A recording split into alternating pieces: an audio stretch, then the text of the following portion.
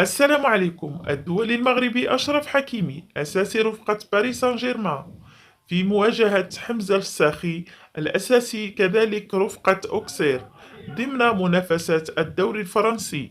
الدولي المغربي أشرف حكيمي يسجل هدفا جميلا جدا في مرمى أوكسير عند الدقيقة 57 بانطلاق من نصف الملعب، وفرحة كبيرة لأشرف حكيمي قبل الذهاب إلى كأس العالم وهو في أتم الجاهزية.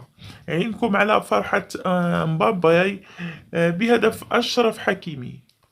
نتمنوا الفوز إن شاء الله لمنتخبنا الوطني المغربي في قطر إن شاء الله. لما لا الفوز ويرجعوا فرحانين ويفرحوا كذلك الشعب المغربي. مدة هذه ما فرحناش معاهم، نتمنوا كذلك والد الركراكي يقدر يجيب لنا فرحة كبيرة إن شاء الله.